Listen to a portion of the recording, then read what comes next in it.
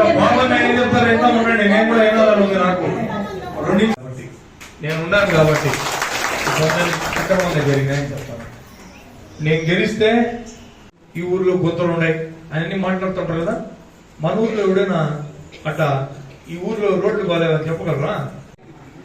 మహిళల మీద దాడులు జరగవు, దొంగతనాలు జరగవు, కబ్జాలు జరగవు, దౌర్జన్యాలు జరగవు.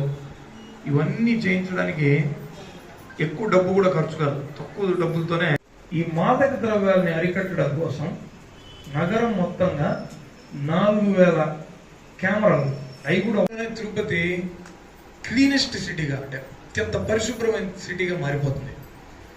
ఇంకా మన నగరాన్ని వాళ్ళకి ఇస్తానన్న మాట కూడా నేను మీకు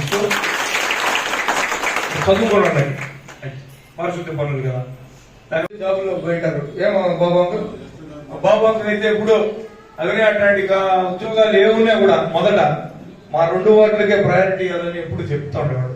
దాని నుంచి ఇంకొక 1700 ఎక్స్ట్రా జాబులు కూడా మన ఈ మధ్యన మనకు సాయంత్రం బెంగళూరులోను, కొచ్చిన్లోను, ఆ మాటకు వస్తే ముంబైలో కూడా ఇక్కడ బస్సు తిరిగిన తర్వాత కొత్త బస్సులో శ్రీకారం కొట్టిస్తారు అన్ని రోడ్లు.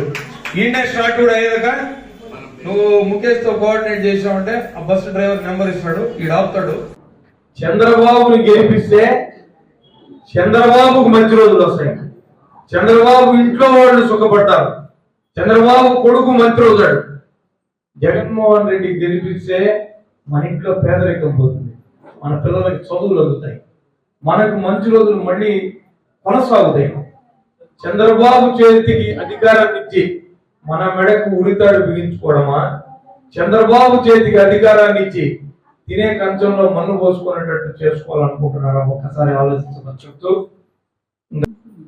అవలు కొంతమంది పెద్దవాళ్ళు ఉన్నారు. ఇంతకుముందు పెన్షన్ ఎట్లా తీసుకునేవాళ్ళు? మీరు ఏదో ఒక స్కూల్కి పోయి దూరంగా రోజంతా పడిగాపులు కాసేవాళ్ళు. ఆ ఫింగర్ ప్రింట్ అక్షరాలు అవన్నీ పడకుండా మరుసటి రోజు రమ్మని చెప్పేవాళ్ళు. మూర్చి వచ్చి కూడా ఒకసారి పడిపోయేవాళ్ళు ఉండేవాళ్ళు. ఈరోజు వాలంటీర్ అనేటటువంటి వాడు టెన్షన్ గా మీ ఇంటికి ఉదయానికల్లా వచ్చి పెన్షన్ ఇస్తాడా? వాలంటీర్ వ్యవస్థ ఎంతగా ప్రభుత్వాన్ని మన గడపల వద్దకు తెచ్చిందో నేను ప్రత్యేకంగా చెప్పాలా? వార్డు సచివాలయాలు పెట్టి మొత్తం 14 మంది సెక్రటరీలని మనకు అందుబాటులో తెచ్చి, గతంలో మాదిరిగా ఏదైనా పనుంటే ఆర్డీఓ ఆఫీస్ చుట్టూనో, మున్సిపల్ ఆఫీస్ చుట్టూనో, ఎంఆర్ఓ ఆఫీస్ చుట్టూనో తిరిగే పరిస్థితి లేకుండా మన ప్రాంతంలోనే సమస్యలు పరిష్కారం చేసేటటువంటి వ్యవస్థ తెచ్చారు. చంద్రబాబు రేపు గెలిస్తే ఈ వాలంటీర్ వ్యవస్థను రద్దు చేస్తాడు. చంద్రబాబు గెలిస్తే ఈ సచివాలయాలు పెట్టేస్తాడు. ఇంతకు ముందు అవ్వలు తాతలు ఏ విధంగా అయితే ఆ డాడీతో పోయి పడిగాపులు కాస్తా నిలబడి ఉండిపోయేవాళ్ళు, అలాంటి పరిస్థితి మళ్ళీ వస్తుంది. మనందరికీ సమస్యలు ఉంటే అధికారుల చుట్టూ, పెద్ద ఆఫీసుల చుట్టూ ఇంతకు ముందు ఎలా తిరుగుతూ ఉన్నామో అలా తిరిగేటటువంటి పరిస్థితి వస్తుంది. ఇప్పుడు మనం అందుకునేటటువంటి సంక్షేమ పథకాల్లో 90% పథకాలు రద్దు చేసేస్తాడు.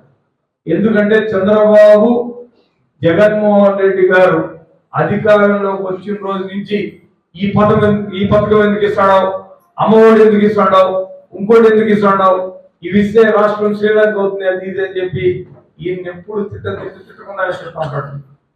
అటువంటి చంద్రబాబు మళ్ళీ అధికారంలోకి వచ్చాడంటే ఈ పథకాలు వస్తాయా? ఒకసారి ఆలోచించండి.